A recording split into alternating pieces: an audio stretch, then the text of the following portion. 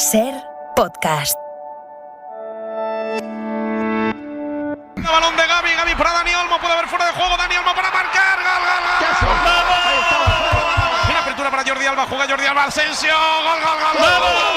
Ferran Torres, pierna derecha, bajo palos, un gato que es Keylor Navas, va Ferran, gol. Lástima Ferran, sigue Ferran, que hace Keylor, gol. ¡Vamos! Se le ha quitado Keylor, viene Morata al corazón del área, Gavi remata, el quinta. ¡Vamos! Viene Nico vertical, la pone Nico, Keylor viene el sexta, gol. Nico Morata que quiere fiesta, Morata, gol.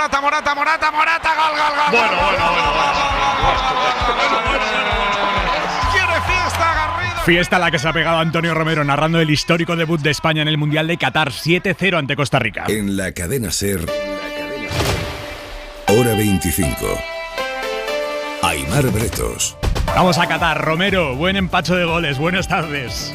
Hola, ¿qué tal, Aimar? Muy buenas tardes a todos. Aquí estamos todavía en este puesto de privilegio, en el Estadio Altumama, donde hemos sido testigos de primer grado de una fiesta para la historia del fútbol español. Nunca en una fase final de un campeonato del mundo nos habíamos pegado esta fiesta, este empacho de goles, con 2 de Ferran, con 1 de Olmo, con otro de Asensio, 1 de Gavi, Soler, y cerraba la cuenta Álvaro Morata. Para un partido espectacular, completísimo de la selección española, donde además 2 chavales han debutado por primera vez en un mundial con la camiseta de la absoluta, Valde del Barcelona y Nico Williams del Athletic Club de Bilbao. Nos ponemos líderes de grupo. La sorpresa, Japón le ha ganado a Alemania. Recuerda, Aimar, el domingo no te lo puedes perder a las 8 de la tarde, nuestro segundo partido en el Campeonato del Mundo después de este puñetazo espectacular encima de la mesa. Será frente a Alemania a las 8 del domingo. No me lo pierdo, escuchando Carrusel, que por cierto a esta hora sigue en SER Más y en los móviles.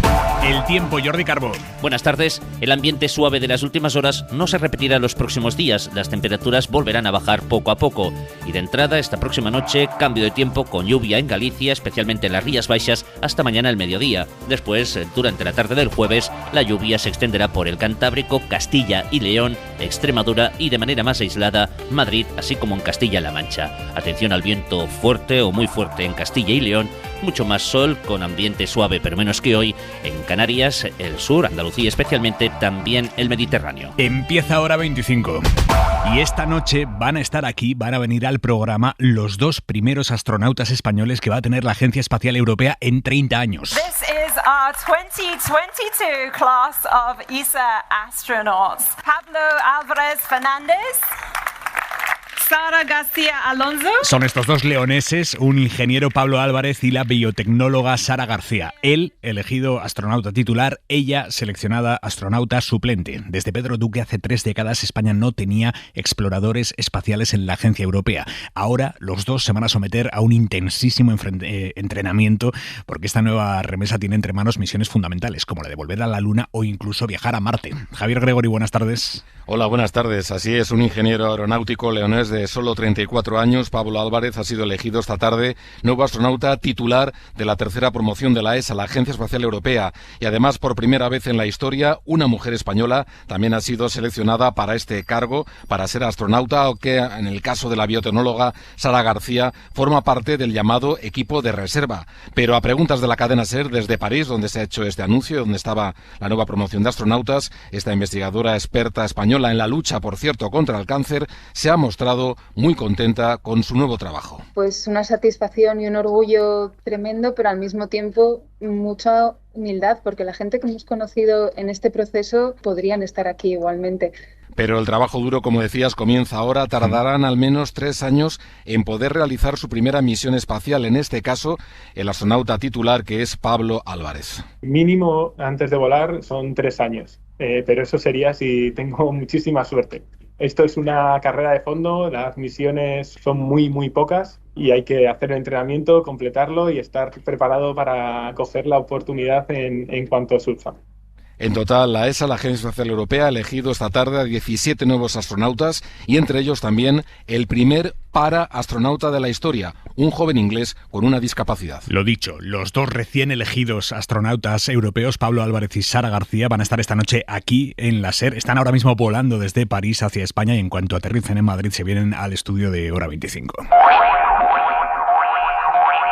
Ha sido vergonzoso lo que ha hecho esta tarde Vox en el Congreso durante el debate de los presupuestos. Le tocaba a la ministra Irene Montero defender las cuentas de su ministerio y la ultraderecha ha aprovechado su turno de palabra para atacarla durísimamente por las rebajas de penas tras la entrada en vigor de la ley del solo sí es sí. Desde la tribuna, la diputada de Vox, Carla Toscano, ha arremetido así como van a escuchar contra ella. Señora ministra, libertadora de violadores, no descarto que esta rebaja en las penas se haya hecho con premeditación y alevosía, dada su alergia a tener a los asesinos fuera de prisión. Y la ha atacado con referencias profundamente machistas como Pero esta. es que también ha osado insultar a toda la judicatura. Hay que tenerla de cemento armado para insultar a profesionales que se han pasado años de su vida estudiando Derecho y una oposición, cuando el único mérito que tiene usted es haber estudiado en profundidad a Pablo Iglesias. Ante esta frase se ha montado una bronca total en el Congreso, con los diputados de Unidas Podemos protestando desde sus escaños, gritando vergüenza. Y los de Vox respondiendo así. ¡Libertad! Gritando libertad, libertad. Bueno, ha terminado interviniendo quien presidía en ese momento la sesión, que es el vicepresidente del Congreso, Gómez de Celis. Ha llamado al orden a la diputada de Vox. Señoría, le ruego que retire la alusión que ha referido a la ministra en relación a su relación personal con Pablo Iglesias. Será retirado del diario de sesiones. Y le llamo al orden por primera vez. Continúe. La diputada de Vox, Carla Toscano, ha terminado su turno de palabra y después le ha respondido, así como van a escuchar, la ministra Irene Montero, visiblemente emocionada. Quiero solicitar que se incorpore al diario de sesiones la violencia política que se está ejerciendo en este momento en la sede de la soberanía popular, para que no se borre, para que después de mí no venga ninguna, para que todo el mundo pueda recordar la violencia política y a quienes la ejercen. Y también para que se pueda saber que las feministas y las demócratas somos más y les vamos a parar los pies a esta banda de fascistas con más derechos. Cuando ha terminado Montero, toda la bancada de la izquierda se ha puesto en pie para aplaudirla. PSOE, Unidas Podemos, los nacionalistas, todos la han aplaudido durante casi 2 minutos.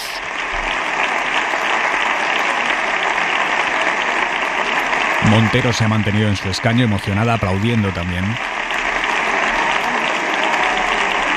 Ana Fernández Vila, una vergüenza lo que se ha visto esta tarde allí en el Congreso. Buenas tardes. ¿Qué tal, Aimar? Buenas tardes. Sí, la bancada de la derecha lleva 2 días calentando el debate con este asunto, aprovechando cada intervención para criticar al Gobierno por la polémica por la ley del solo sí es sí, pero la tensión ha estallado del todo con la retahíla de insultos que la diputada de Vox le ha dedicado a la ministra. Señora Montero, es usted lo peor que le ha pasado a España en los últimos años. Así ha empezado Carla Toscano y después han venido muchos más, como esa alusión a la relación de Irene Montero con Pablo Iglesias, que ha generado el momento de mayor tensión. Más de 2 minutos se ha interrumpido el debate. Como decías, la ministra ha recibido el apoyo de gran parte del hemiciclo y la diputada del PSOE, Laura Berja, la siguiente en tomar la palabra, ha verbalizado ese respaldo después. Señora Toscano, no es usted digna de estar en esta Cámara. No lo es.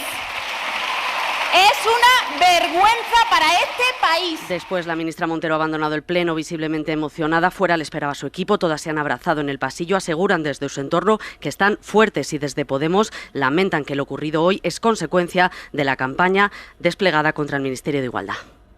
Hoy ha pedido disculpas de aquella manera, pero las ha pedido la concejala de Economía de Zaragoza, Carmen Herrarte, que es de Ciudadanos y que ayer en una comisión del Ayuntamiento habló así de la ministra de Igualdad, Irene Montero. Otras, como una que ha nombrado usted, que están donde están porque las ha fecundado el macho alfa, por eso son ministras. La izquierda en bloque había pedido la dimisión de esta concejala. Ella no se va, pero sí se disculpa, lo dicho de aquella manera, con la coletilla de si ofendía a alguien. Las declaraciones que yo hice contuvieron una frase tremendamente desacertada. Pudo ofender a alguien, por lo tanto, mis disculpas, y fue desacertada también porque ofender a alguien. Y aún así, sobre la ley del solo sí es sí, el presidente del Gobierno, Pedro Sánchez, ha hecho esta tarde una defensa cerrada de la norma. Ha dicho que está orgulloso de la ley. Yo lo único que les puedo decir es que me siento orgulloso de la ley, que me siento plenamente confiado en el trabajo de los fiscales y también de los jueces y juezas en nuestro país. Reivindico esta ley como conquistas feministas de un gobierno que se declara a sí mismo feminista.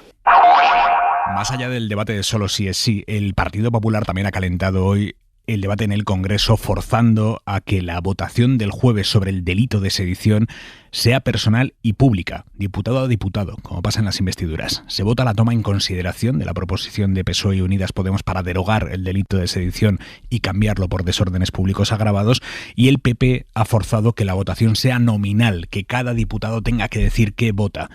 Es una manera, dicen ellos, de exigir a los diputados socialistas responsabilidad individual. Sara Selva, buenas tardes. ¿Qué tal, Aimar? Buenas tardes. Sí, está el PP en una campaña para señalar a los diputados socialistas, sobre todo de Extremadura y de Castilla-La Mancha, que mañana votarán a favor de la reforma del Código Penal. Y lo que les decimos a los diputados del Partido Socialista es si van a ser cómplices, si ellos también se van a unir a Pedro Sánchez. Dice Cuca Gamarra que mañana es el día de la verdad, que los diputados tienen la oportunidad de desmarcarse de Sánchez. La derecha ha encendido hoy el pleno poniendo el foco en el pacto con Esquerra, pero también en el acuerdo con Bildu que contempla el traspaso de las competencias de tráfico a Navarra. Pactar con Bildu, los herederos de ETA. Aquello que ETA estuvo exigiendo. No ha dicho Gamarra que eso mismo ya lo pactó Aznar en el año 2000. Al PP le ha respondido Sánchez. Para la oposición le gustaría que España se rompiera, que España se hundiera. Diciendo que España ni se rompe ni se hunde. Y hace unos minutos el alcalde de Cádiz, José María González Kichi, ha anunciado en sus redes sociales que no se va a presentar a la reelección, no se va a presentar a las próximas municipales de mayo. Esto era un secreto a voces en Cádiz, se confirma ahora, dice Kichi, que lo hace para cumplir su promesa de no permanecer en el cargo más de 8 años. Queridos vecinos, queridas vecinas, no voy a presentarme en las próximas elecciones municipales de 2023. Ha sido el cumplimiento a la palabra dada, el compromiso de no ocupar un cargo público durante más de 8 años consecutivos. Siempre he pensado que la política no debería de ser un trabajo, una forma de ganarse la vida, sino un acto de compromiso voluntario, un acto de amor y generosidad que tiene que ser temporal para no dar oportunidad alguna a la vanidad, a la tiranía, a la corrupción, a la rutina. El Fondo Monetario Internacional ha publicado esta tarde un informe en el que avala el impuesto a las energéticas y el impuesto extraordinario a las grandes fortunas. Dice que son apropiados para financiar ayudas a quienes más estén pagando esta crisis. Aunque con el impuesto a la banca, el FMI lo tiene menos claro. Alerta el organismo de que hay riesgo de que ese impuesto pueda afectar a la concesión de créditos. Jordi Fábrega. Buenas tardes. Conseguir ingresos de los que más tienen y de los que se están beneficiando de la crisis, como las empresas energéticas, es algo que respalda el Fondo Monetario Internacional. Pero en el caso del impuesto a la banca hay algunos reparos a su diseño. Queremos asegurarnos de que este gravamen no afecta a la capacidad de los bancos para afrontar los nuevos costes y a su capacidad de mantener el flujo de crédito a la economía.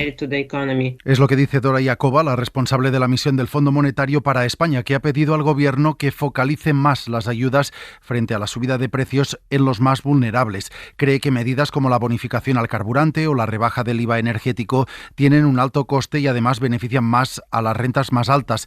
También pide el Fondo Monetario un ajuste de entre 3.000 y 6.000 millones de euros de cara al año que viene. Y Antonio Garamendi va a seguir 4 años más al frente de la gran patronal de España, la COE. Queda proclamado presidente de la COE don Antonio Garamendi Lecanda. Así lo han reelegido hoy. Ha ganado la votación por un margen muy amplio. Ha conseguido el 86% de los votos frente al 14% de su rival, la vicepresidenta de la patronal catalana. Esta amplia victoria va a permitir a Garamendi volver a la senda del acuerdo con sindicatos y con el gobierno. Hay pendientes acuerdos importantísimos en materia de pensiones, nuevas subidas del salario mínimo.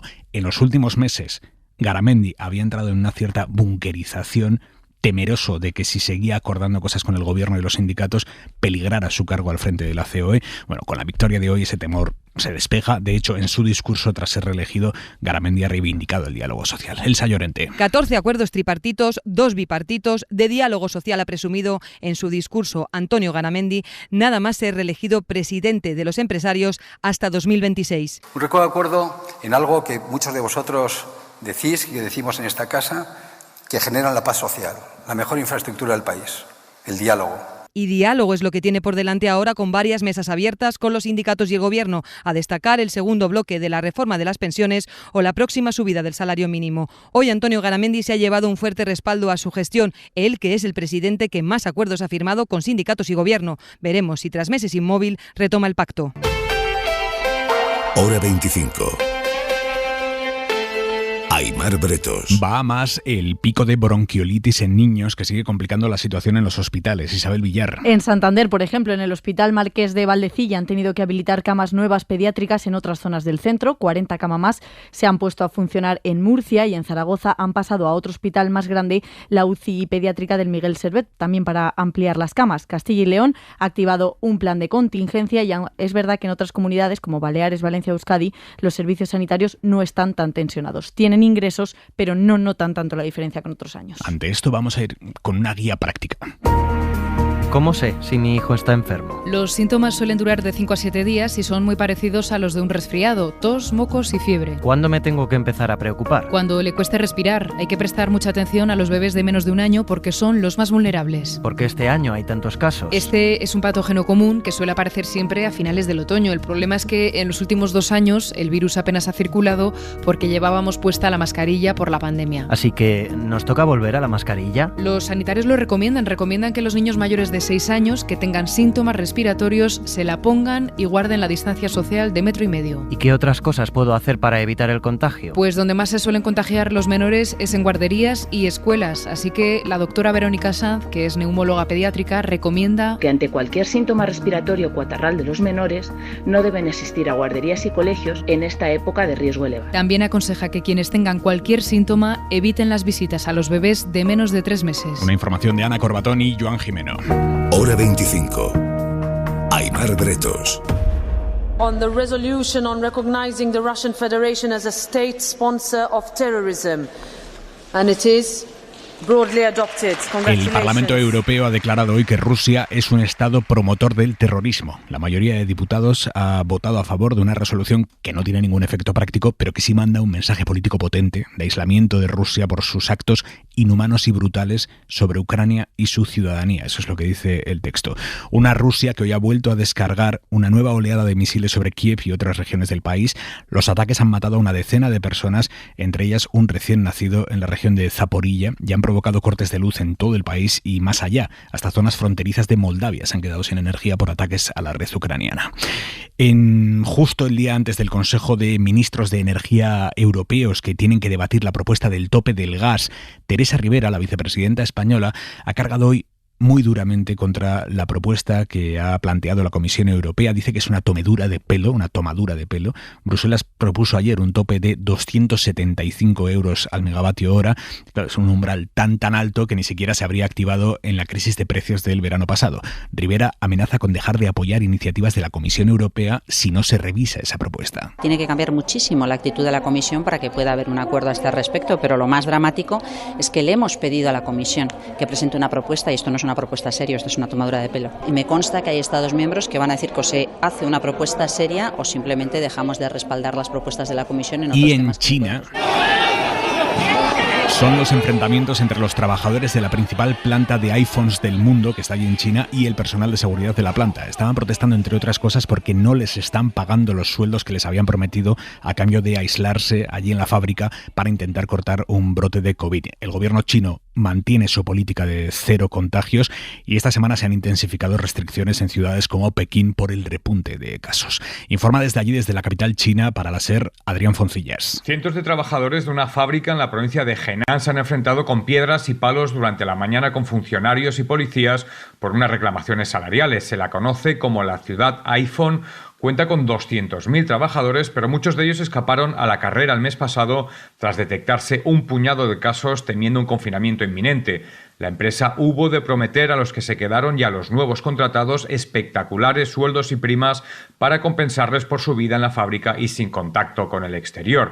Hoy se quejaban de que no los han cobrado y también de las duras condiciones del encierro. Los choques llegan cuando China sufre la peor crisis desde que Shanghái hubo de ser confinada 6 meses atrás. La situación ahora es más complicada porque los contagios están repartidos por diferentes ciudades como Chongqing en el centro, Guangzhou en el sur o la capital Pekín, donde se han cerrado ya bares, restaurantes, parques, centros comerciales y colegios. Hora 25. Aimar Bretos.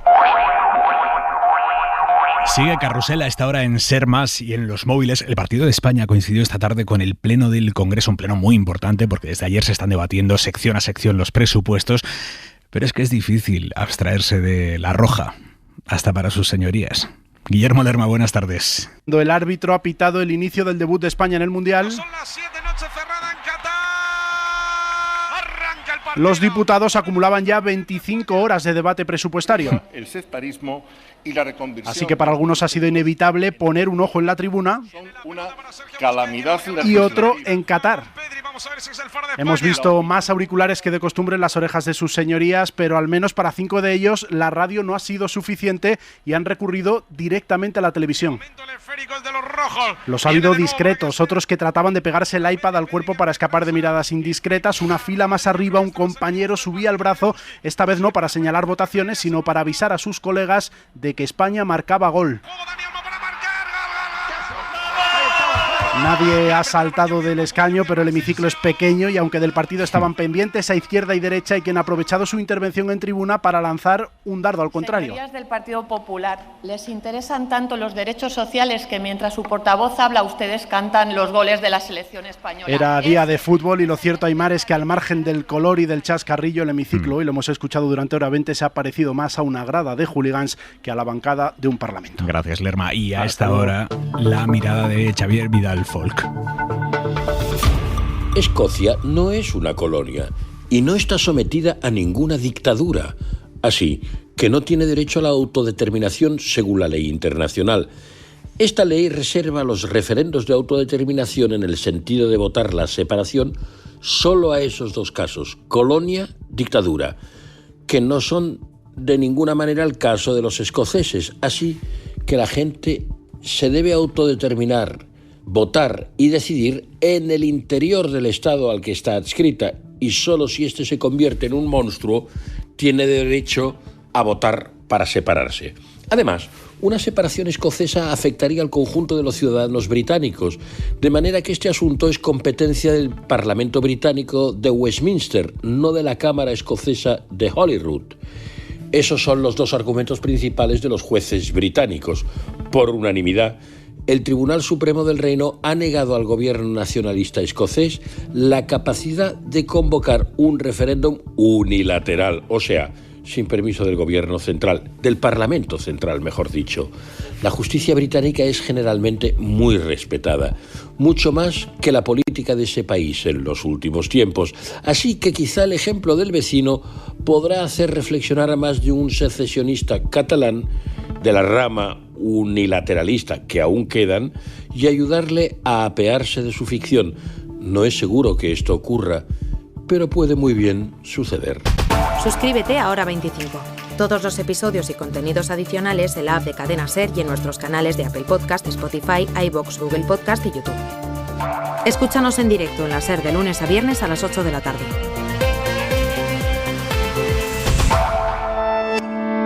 Cadena SER. La radio.